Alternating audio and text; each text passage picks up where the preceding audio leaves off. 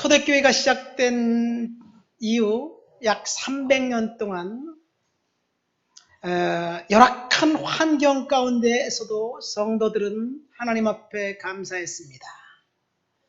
정말 핍박과 환난과 고난과 고통이 늘 있었지만 성도들은 2명이 모였든지 3명이 모였든지 10명이 모였든지 몇 사람이 모였든지 간에 하나님 앞에 열정적으로 예배하고 떠날 땐 항상 했던 인사말이 있었습니다. 그 인사말은 데오 그라티아스라는 말입니다.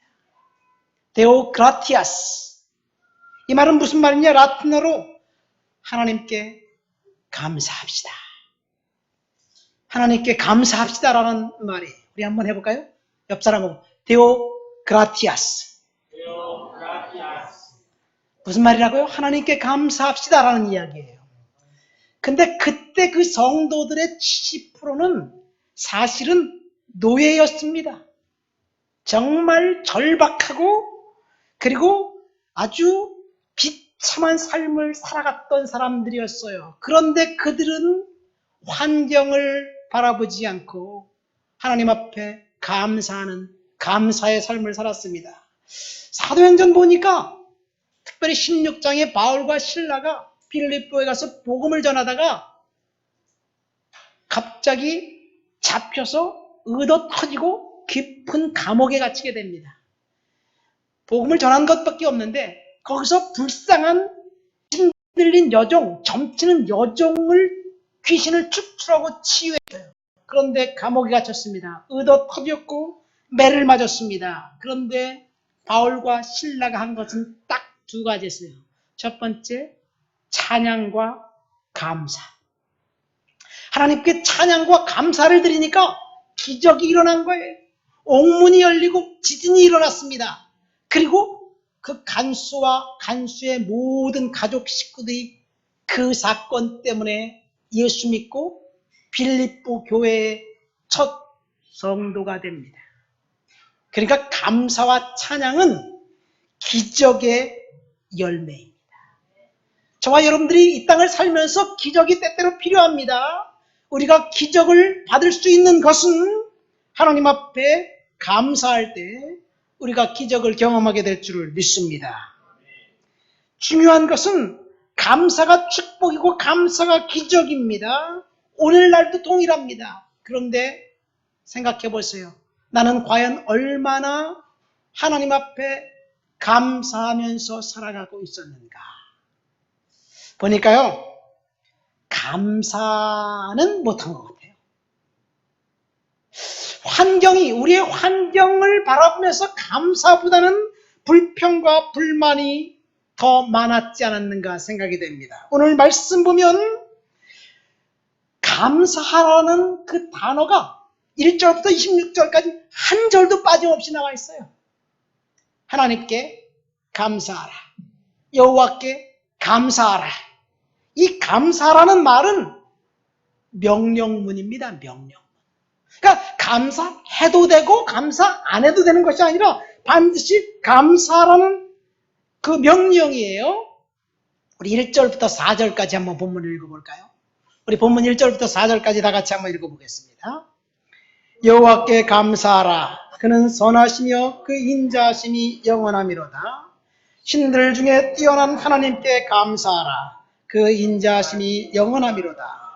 주들 중에 뛰어난 주께 감사하라. 그 인자하심이 영원하미로다. 홀로 큰 기이한 일들을 행하신 이에게 감사하라. 그 인자하심이 영원하미로다. 여러분, 이 구절을 읽으면서 무엇을 발견했습니까? 하나님 앞에 감사라는 말씀을 하면서 2절 말씀에 보니까 신들 중에 뛰어난 신, 3절에 보니까 주들 중에 뛰어난 주님이라고 이야기합니다. 사실 여기 주라는 말은 하나님의 다른 이름이에요. 우리 문학 가운데선 주님, 주인님. 이게 그 하인이 주인님에게 하는 주인님, 그 주님이 아니에요. 주인이 아니에요. 어쨌든 하나님의 다른 이름입니다. 그러니까 하나님이 여러 신들 중에 가장 뛰어난 신이고 여러 주들 중에 뛰어난 주님이라고 이야기하고 있어요. 여러분, 가만히 생각해 보세요. 여러분 주위에 많은 신들이 있나요? 우리 주위에 많은 신들이 있을까? 사실 오늘날 과학의 발달로 우리가 생각하기를 그동안 신이라고 믿어왔던 그 신들은 가짜이고 허구의 이미 판명났습니다. 그동안 우리가 믿었던 신은 가짜예요. 생각해보세요. 우리 조상들은 산에는 산신이 있고 바다에는 용왕이 있고 그 다음에 큰 나무 밑에는 잡신이 있고 하다못해 부엌에까지 조왕신이 있었다고 생각을 했어요. 이런 신들이 사실일까? 과학의 발달로 이런 신들은 사실이 아닌 것이 반명났어요. 그런데 인도와 중국에 가면요, 그 나라 인구수만큼 신들이 있대요. 인도와 중국은 과학이 발달하지 않았기 때문에 그런 수많은 신들이 존재할까요? 인도하고 일본은 사실은 우리보다 더 과학적인 나라입니다. 인도는 첨단 과학, 가장 과학이 발달했던 아주 최상의 과학의 나라예요. 그래서 미국을 이끄는 과학자들, 두뇌들의 대부분은 인도 사람들입니다. 그러니까 첨단 과학 시대에 우리가 생각했던 신들이 가짜다, 아니다, 그 신들은 없다라는 것도 사실 아닌 것 같아요. 제가 지금 헷갈리는 말을 하는 거예요. 그 신들이 가짜라고 얘기했다, 가짜가 아니라고 얘기했다고 이야기합니다. 여기서 한 가지 질문이 있습니다. 진짜 신들이 있을까? 신들은 아예 없다, 존재하지 않는다. 그것이 맞을까? 고대 그리스 로마 신화에 보면 이 신들이 인간들하고 똑같습니다. 신들이 서로 영역 다툼을 하고 싸우고 그리고 죽이고 전쟁을 일으키고 사랑하고 결혼하고 자녀들을 낳습니다. 고대 신화에 나온 이야기예요. 단연 그 신들 중에 최고의 신은 제우스 신입니다. 제우스는 천둥과 벼락의 신이에요. 벼락을 든 모습으로 독수리와 함께 표현됩니다. 아마도 고대의 그리스 사회에서 설명할 수 없는 가장 초자연적인 자연현상이 천둥과 벼락이었기 때문에 인간을 가장 두렵게 하는 것이 그것이었기 때문에 그렇게 표현했는지 모르겠습니다. 그런데 우리는 이 신들의 세계를 영적인 눈으로 바라보아야만 합니다. 과학의 눈으로 바라보는 것이 아니라 영적인 눈으로 바라보아야 됩니다. 우리가 신들의 이름을 산신이든지 용왕이든지 잡신이든지 무슨 조왕신이라든지 그렇게 어떻게 붙였든지 간에 오늘날도 이 신들은 활동하고 있다는 것이에요. 눈에 보이지 않는다고 존재하지 않을까요? 신약에 와서 예수님께서 사탄의 그 비밀이 풀어졌습니다. 사탄의 존재가 마귀와 귀신으로 드러났어요. 근데 그 사탄의 존재, 마귀와 귀신은 옛날부터 인간들을 지배했던 그런 존재들이었습니다. 고대 사회로부터 시작해서 지금까지 인간을 지배했던 신들은 시대와 문화와 국가에 따라서 각각 다른 이름으로 붙여졌습니다. 분명히 자연을 지배하는 초월적인 존재, 그래서 그 초월적인 존재를 우리나라 사람들은 산신이다, 용왕이다, 무슨 잡신이다 이렇게 붙여놨어요. 그러나 다른 나라 사람들은 또 다르게 이름을 붙입니다. 오늘 우리가 읽은 본문 말씀에 보면 하나님을 신들 중에 가장 뛰어난 신, 주님 중에 가장 뛰어난 주님이라고 표현한 것은 신적인 신들의 세계가 있다는 것을 영적으로 우리들에게 알려줍니다. 우리가 인식하든 인식하지 못하든 알든 알지 못하든 잡신과 귀신들과 여러 가지 신들이 우리들을 지배하려고 우리들을 유혹하려고 지금도 공격하고 있다는 것이에요. 그러나 저와 여러분들은 하나님의 통치 가운데 살아가고 있는 주님의 백성들, 축복받은 자녀이기 때문에 얼마나 감사한지 모릅니다. 그래서 우리는 감사할 수밖에 없는 것이에요. 우리 한번 신들의 얘기를 했으니까 조금만 더 얘기할게요. 지상에 존재하는 신들, 종교는 딱 두 가지로 설명할 수가 있어요. 우리 인간이 가만히 생각해보니까 우리가 연약하니까 연약함을 탈피하기 위해서 뭔가 초자연적인, 초월적인 존재가 있다고 생각합니다. 그리고 그 초월적인 존재의 힘을 빌어서 우리의 연약함과 문제를 해결하려고 해요. 이 경우 인간이 신을 만들고 종교를 만든 거예요. 우리 조상들의 얘기를 생각해보면 그 새벽에 목욕제기하고 큰 나무 밑에서 정한수 떠놓고 빕니다. 왜 빗나요? 나는 연약하고 두 번째, 나는 할 수 있는 게 없기 때문에 비는 거예요. 거기에 무슨 믿음이 있냐면 지성이면 감천이다. 우리가 지성을 드리면 하늘도 감동한다 라는 믿음이 있었습니다.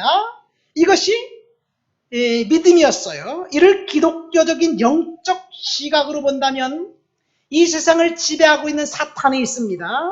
인간이 원하는 것들을 이 사탄의 힘을 빌어서 얻을 수도 있다는 믿음을 막연하게 갖고 있었던 거예요. 근데 우리 조상들은 그것이 사탄이라는 존재, 사탄이라고 알지를 못했습니다. 어느 문화건, 어느 나라건, 어느 국가건 간에 신의 속성과 그 신을 섬기는 형태는 동일합니다. 다 똑같아요. 어느 문화든지 다 똑같아요. 예를 들어서 인신제사 풍습이라는 것을 보면 알 수 있어요. 인신제사. 사람을 신에게 드리는 거예요. 사람을 왜 신에게 드리나요? 사람들의 생각은 정말 인간이 극한 상황에 처했을 때 자신의 욕구를 충족하기 위해서 신에게 감동을 줘야 된다고 생각합니다. 원하는 것이 크면 클수록 자신에게 가장 소중한 걸 신에게 드려야지 신이 감동을 줘서 그 원하는 것을 얻을 수 있다는 생각이에요. 가만히 생각해 보세요. 인간에게 있어서 가장 소중한 것이 무엇인가요? 자기 생명이겠죠. 내 생명을 죽여서 신들에게 기도한다? 내가 죽으면 끝인데. 그러니까 내 생명은 아니라 자기 자식을 바치는 거예요. 왜요? 그 아주 가장 크고 가장 놀라운 원하는 아주 대단한 것을 원하면 그것을 얻기 위해서 그런 거예요.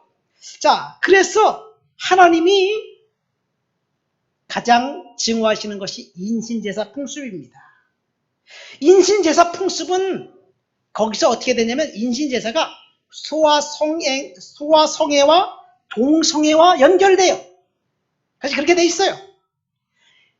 왜 그러냐면 어린아이를 드리잖아요. 어린아이들은 우리나라 같은 경우는 바다의 용왕이 어린아이를 심청이를 그냥 던져버리잖아요. 죽여버려요. 성경에도 몰래게 제사는 그 어린아이를 죽여요. 근데 대부분의 그 인신제사 풍습은 아이를 죽이는 게 아니라 신에게 갖다 산채로 드리는 거예요. 산채로 드려요. 그러면 거기서 어떤 일이 일어나느냐? 동성애와 소아성애가 일어나는 거예요. 그래서 하나님께서 가장 증오하는 그것이 인신제사 풍습입니다. 이 인신제사 풍습은 어느 민족, 어느 나라에는 다 있어요. 우리나라도 있습니다. 김청전이 그런 얘기고요. 에밀레종이 그런 이야기입니다. 여기서 중요한 것은 이처럼 잔인하고 탐욕스러운 신, 어린아이를 좋아하는 신은 누가 만들었느냐? 인간이 만든 거예요. 그리고 신을 섬기는 종교 역시 인간이 만들었습니다. 세상에 존재하는 종교는 대부분 그렇습니다. 그러니까 종교는 인간이 만들었고 신도 인간이 만들었습니다. 인간이 만든 종교에서 신은 인간의 하수인이에요. 신은 인간이 필요한 것을 다 들어주는 존재예요. 그것을 신을 조종해서 자기 욕구를 충족하기 위해서 자기 자식을 갖다 바치는 거예요. 이런 신이 바로 애굽의 금송아지입니다. 다시 말해서 금송아지는 인간에게 요구하지 않고 헌신을 강요하지 않고 그리고 인간이 요구하는 건 다 들어주는 신이에요. 그런 신이 있다면 얼마나 좋을까요? 나한테 요구는 안 해. 나한테 헌신도 안 해. 나한테 뭐 바라는 것도 없어. 그런데 내가 원하는 건 다 들어줘. 그렇기 때문에 금송아지가 매력적입니다. 그러나 성경에 나와 있는 하나님은 달라요. 금송아지가 아닙니다. 여러분, 성경에 나와 있는 하나님은 우리들에게 헌신을 요구하고 거룩을 요구하고 정결을 요구하고 깨끗한 것을 요구하고 죄를 회개하라고 요구합니다. 그러니까 하나님은 사람들에게 결코 매력적이지 않습니다.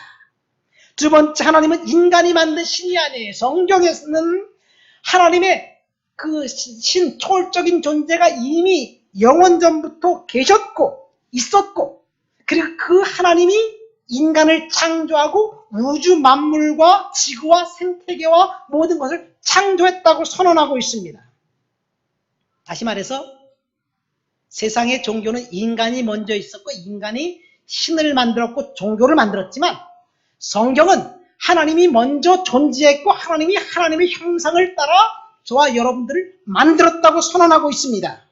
여러분, 성경이 말하는 우주 만물과 그리고 인간의 창조 이야기가 거기서부터 출발됩니다. 그래서 사람들은 여기서 문제가 있어요.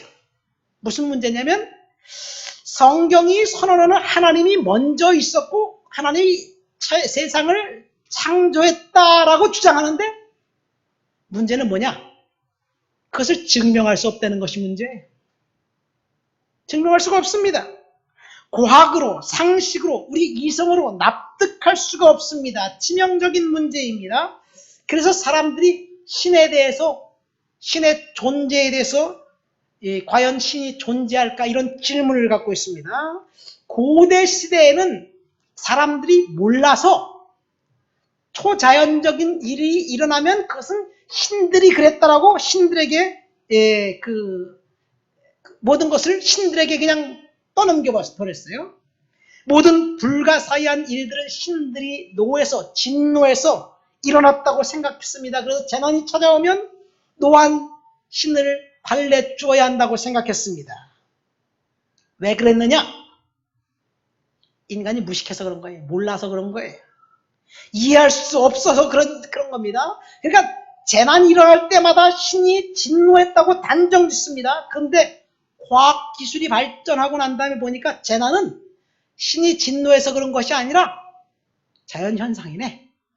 이게 알아진 거예요. 예를 들어서 중세에 있었던 흑사병이라는 질병이 있었습니다. 며칠 전에 중국에서 흑사병 걸린 사람 2사람이 있어서 지금 베이징이 발칵 뒤집혔대요. 중국 사람들이 지금 두려워하고 있어요. 유럽의 중세에 흑사병이 있을 때 유럽 인구의 3분의 1이 죽었습니다. 그때 대도시 거리마다 누가 나타났냐? 선지자들, 예언자들이 나타나서 뭐라고 외쳤냐면 회개하라. 하나님이 심판하는 것이다. 그리고 종말이 다가왔다. 이렇게 선언하고 선포하고 회개하라고 사람들을 윽박질렀어요. 교회에 나가서 기도하고 회개하면 질병이 치료받아야 되는데 교회 나갔다가 회개로 갔다가 거기서 병을 옮아갖고 와서 죽는 거예요. 그러니까 사람들이 헷갈리는 거예요. 근데 시간이 지나가서 보니까 하나님이 진노해서 흑사병이 걸린 게 아니라 불결한 위생 때문에 쥐가 전파된 전염병이라는 사실을 알았습니다. 그래서 그 흑사병 때문에 가장 타격을 입은 곳은 어디냐? 교회였어요. 교회가 흑사병 때문에 타격을 입었습니다. 사람들이 더 이상 교회의 말이 진리라는 사실에 대해서 의문을 갖기 시작했습니다. 1000년 동안 믿었던 진리가 거짓으로 판명되었습니다. 결국 인간이 서서히 무지에서 깨어나기 시작해서 첫 번째로 반기를 든 것이 교회의 가르침이었습니다. 인간의 과학기술로 설명할 수 없는 이 신, 무려 1000년 동안 교회가 사람들을 수탈했는데 인간이 점점 교회의 가르침에 대해서 이의를 제기하기 시작합니다. 급기야는 종교와 신 자체에 대해서 거부하고 부정하기 시작했습니다. 결국 사람들이 어떻게 생각하느냐? 신들은 없다. 만약 신들이 있어도 죽었다. 이렇게 생각한 거예요. 그리고 신앙을 철학으로 설명하기 시작했습니다. 여기에 불을 붙인 것이 문예 부흥과 프랑스 대혁명입니다. 인간이 무지에서 점차 깨어나기 시작하자 종교의 가르침에 맹목적으로 복종했던 사람들이 하나님께서 주신 이성으로 합리적인 사고로 종교를 판단하기 시작한 거예요. 비판하기 시작했습니다. 가만히 생각해 보세요. 비판의 눈으로 성경을 읽으면 첫 장부터 걸려요. 하나님이 천지를 창조하셨느니라. 그럼 하나님은 누가 만들었지? 대답이 없어. 신약 성경에 가면 결혼도 하지 않은 여성 마리아가 아들을 낳았는데 그가 예수고 그가 그 구원자고 그가 십자가에 달려 죽었는데 부활했다. 과학적인 눈으로 보니까 이해될 수가 없어요. 결국 예수는 사생아에 불과하고 1000년 동안 인간을 지배하기 위해서, 수탈하기 위해서 비정상적인 종교의 우두머리의 한 사람으로 생각이 드니까 결국은 신이 없다라는 주장이 생긴 거예요.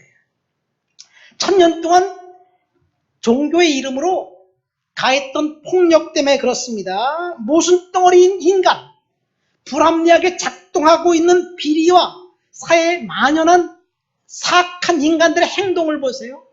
하나님이 계시다면 사악한 인간이 정말 아주 사악한 일을 저질렀으면 하나님 벌 주셔야 되지 않나요? 하나님 벌 주셔야 되는데 하나님은 힘이 없어. 벌을 안 줘. 그러니까 사람들이 생각하기 뭐라고 생각하냐면 그 신, 침묵하는 신 그거는 없어. 죽었어. 죽은 신이야. 이렇게 결론이 납니다. 그래서 지난 300년 동안 사람들이 신은 없다? 아니야, 신은 그래도 있어.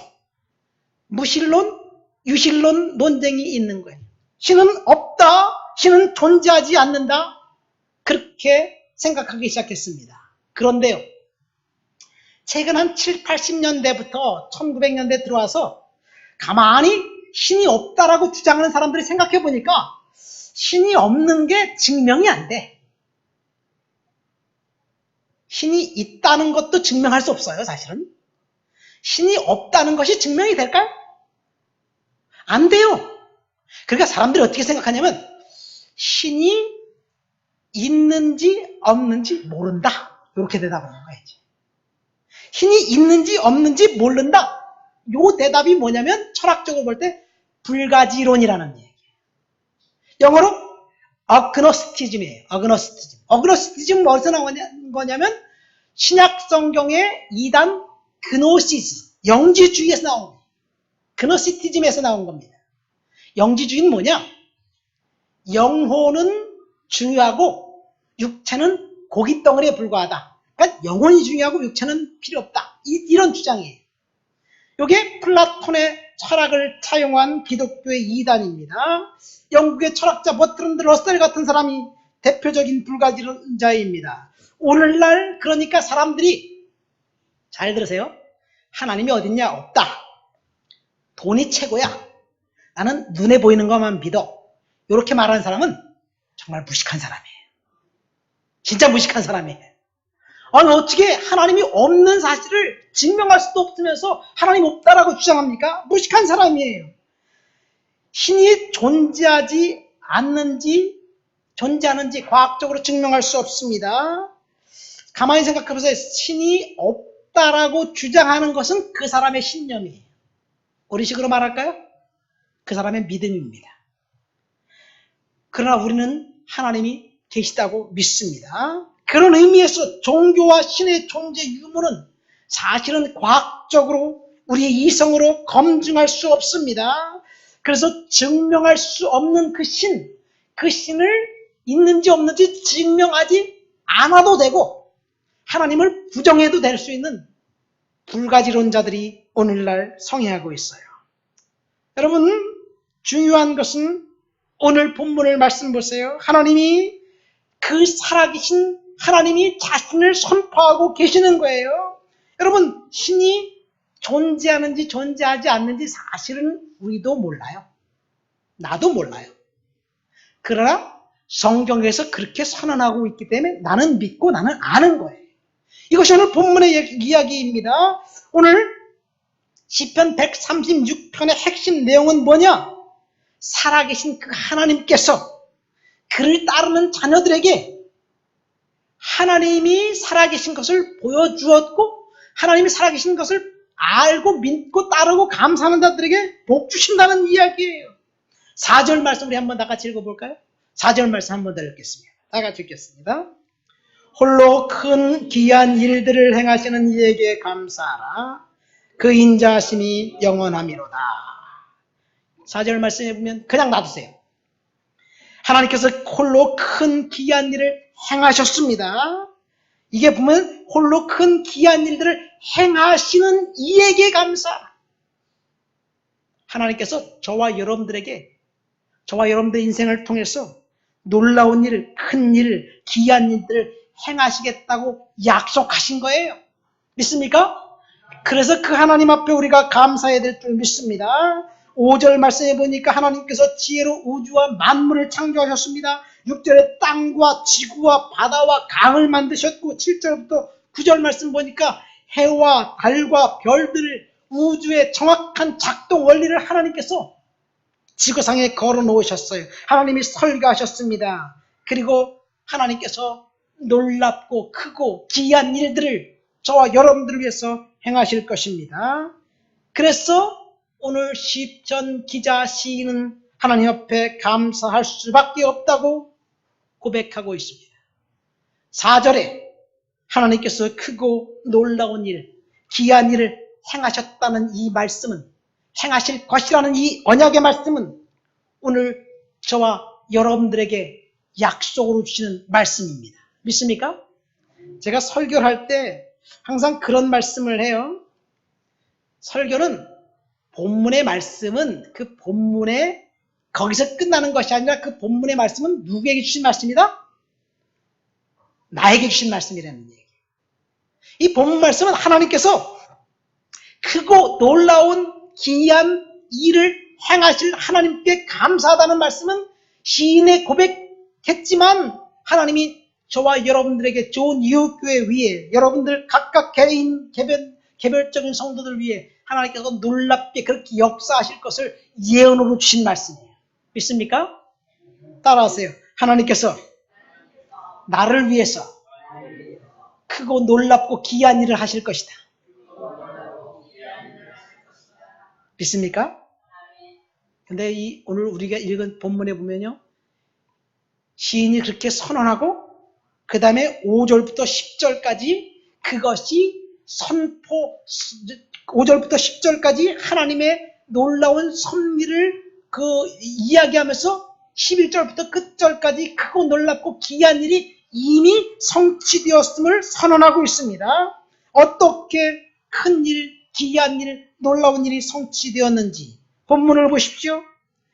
애굽에서 탈출했던 그 마지막 날, 그날 밤 애굽의 장자를 친 것으로부터 시작해서 이스라엘 백성들은 한 명도 생명을 거둬가지 않고 그들을 지켜주셨고 보호해주셨고 그리고 홍해를 건너가게 하셨고 하나님과 강한 손과 편팔로 그 백성들을 인도해 주셨고 광야에서 인도해 주셨고 그리고 마지막 가나안 땅 젖과 꿀이 흐르는 땅 그 땅에 도착하게 하셨다고 고백하고 있습니다. 그래서 시인은 감사할 수밖에 없다고 고백하는 거예요. 오늘 본문을 통해서 저와 여러분들에게 주는 교훈이 3가지입니다. 첫 번째, 하나님께서 크고 놀랍고 귀한 일들을 저와 여러분들을 통해서 이루실 줄 믿습니다. 이것이 첫 번째 교훈이에요. 하나님께서 저와 여러분들을 통해서 크고 놀랍고 귀한 일들을 이루실 것이에요. 믿으시길 예수님의 이름으로 축원드립니다.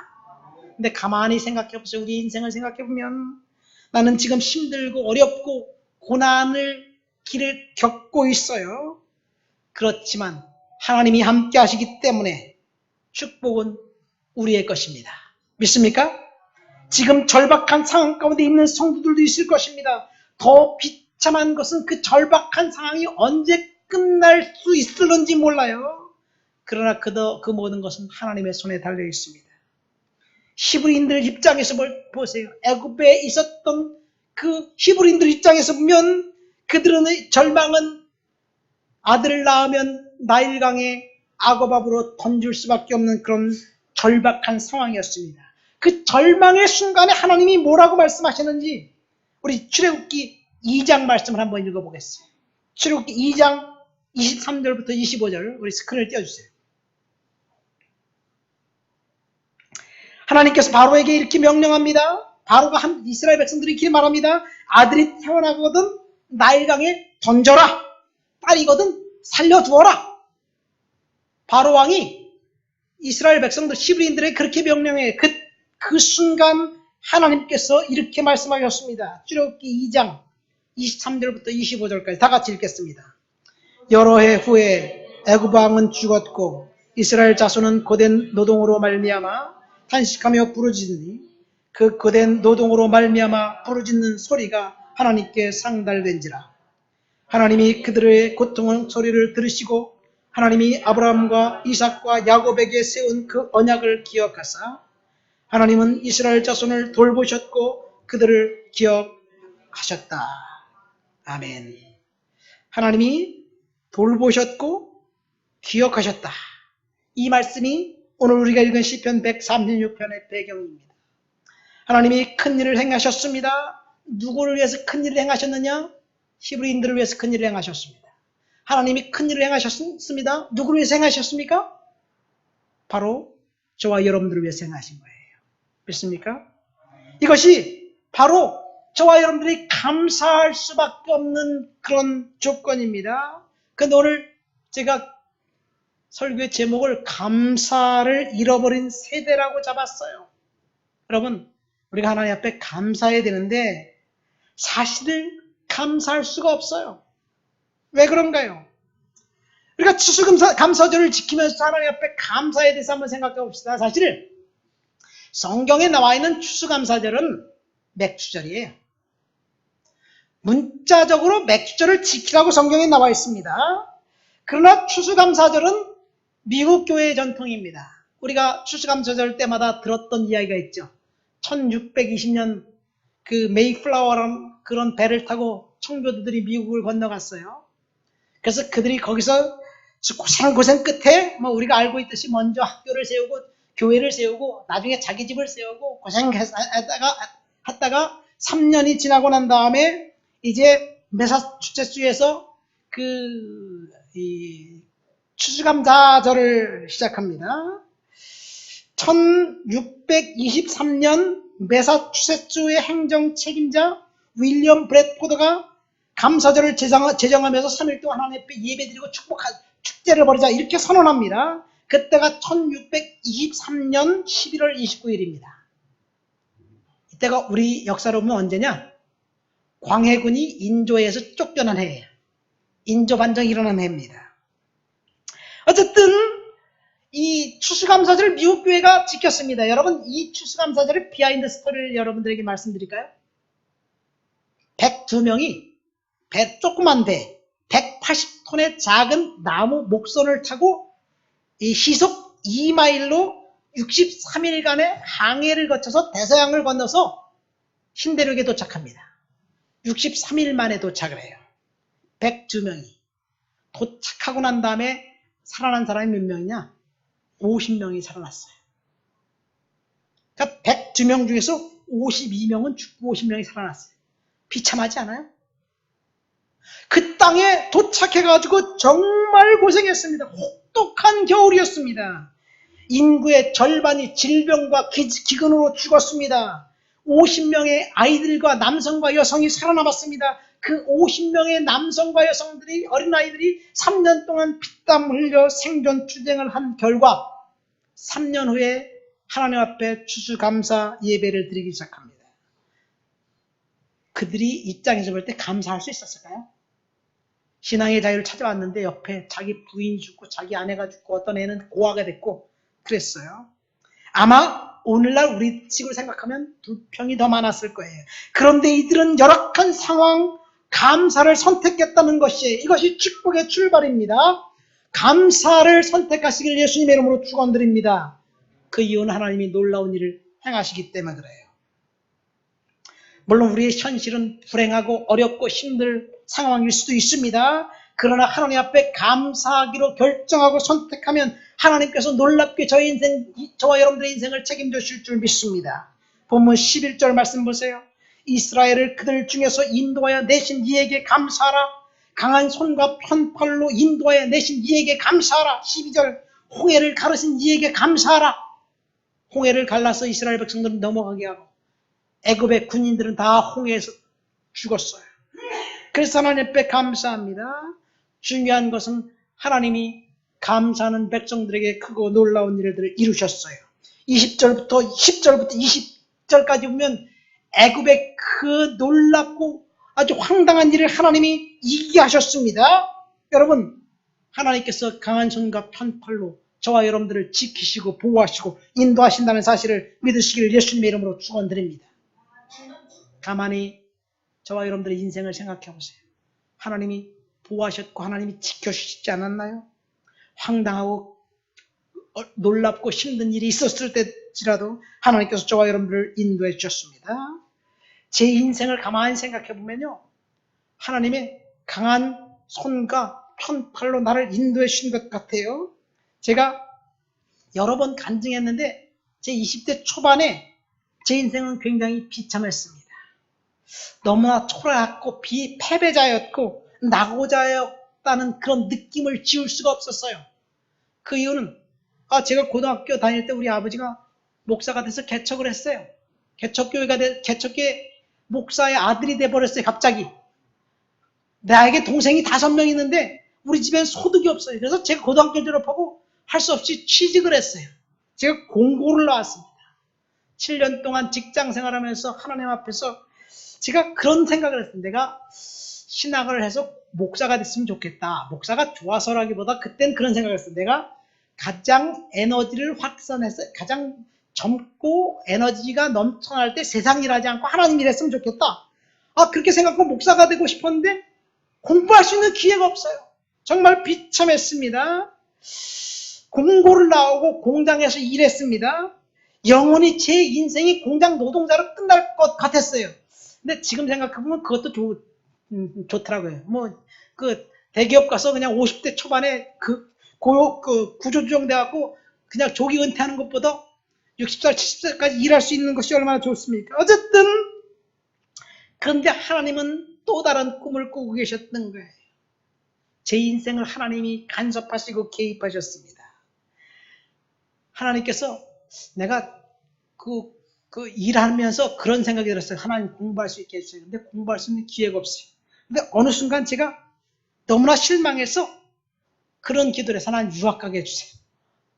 1980년대 고등학교를 졸업하고 대학도 안 가고 그 다음에 공장에서 일하고 있는 제가 유학 가게 해주세요. 그런 기도가 언제가 나왔어요. 그러다가 갑자기 생각해보니까 영어를 공부하고 싶다. 그래갖고 새벽 4시 반이면 일어나가지고 새벽 기도 갔다가 3년 동안 열심히 영어 공부를 했어요. 근데요, 하나님이 그렇게 시키신 거더라고요. 제가 27살 때 신학교를 갔고, 거기서 우리 아내를 만났고, 31살 때 하나님 유학을 보내셨어요. 여러분, 내가 비참한 상황에 있다 할지라도, 하나님은 다른 꿈을 여러분들을 통해서 꾸신다는 사실을 믿으시길 예수님 이름으로 축원드립니다. 하나님께서 강한 손과 편팔로 우리를 인도하고 계신 거예요. 문제는 하나님의 손에 우리가 붙잡혀 있어야만 될 줄 믿습니다. 하나님께서 허락하신 시간이 되면 하나님께서 일하실 줄 믿습니다. 오늘 말씀을 보세요. 결론입니다. 21절부터 23절 말씀. 우리 결론으로 21절부터 23절 말씀을 읽겠습니다. 그들의 땅을 기업으로 주신 이에게 감사하라. 그 인자하심이 영원하미로다. 곧 그 종 이스라엘에게 기업으로 주신 이에게 감사하라. 그 인자하심이 영원하미로다. 우리를 비천한 가운데서도 기억해 주신 이에게 감사하라. 그 인자하심이 영원함이로다. 여기 보면요, 비참한 히브리인들이 애굽에서 종살이하면서 아들 낳으면 나일강에 던져 악어법이 되게 만들 수밖에 없는 그 백성들에게 그 비참하고 암흑의 순간에 하나님이 찾아오셨어. 내가 너희의 기도를 들었다 말씀하시면서 내가 너희들을 위해서 이제 놀랍고 큰 일을 행하겠다 말씀하시면서 그들을 구출해 내시더니 결국 젖과 꿀이 흐른 가나안 땅, 그 땅에 도착하게 하셨다는 이야기예요. 그들의 땅을 기업으로 주신 이에게 감사하라. 여러분, 하나님께서 저와 여러분들에게 이렇게 해주실 줄을 믿습니다. 이 이야기는 그들의 이야기, 히브리인들의 이야기가 아니라 누구의 이야기라고요? 우리의 이야기, 나의 이야기. 하나님께서 저와 여러분들을 통해서 하나님께서 놀랍게 축복해 주실 줄을 믿습니다. 축복의 약속을 믿고 감사하는 성도들에게 하나님께서 성취시켜 주실 거예요. 하나님은 이렇게 말씀하십니다. 여러분, 그러니까 축복은 하나님의 손에 달려 있어요. 그러니까 우리는 축복해 주시는 하나님께 잘 보여야 돼. 따라 합시다. 축복은 하나님의 손에 달려 있다. 믿습니까? 하나님께서 이루시고 성취해 주실 것을 믿습니다. 24절 보세요. 우리를 대적에서 건지신 이에게 감사하라. 25절 모든 육체에게 먹을 것을 주신 이에게 감사하라. 26절 하늘에 하나님께 감사하라. 우리가 할 일은 감사하는 일밖에 없습니다. 하나님이 공급자가 되십니다. 하나님께 감사하시기를 예수님의 이름으로 축원드립니다. 우리 말씀을 생각하면서 다 같이 통성으로 기도합니다. 하나님, 믿음으로 감사하면서 믿음으로 살아갈 수 있도록 도와주옵소서.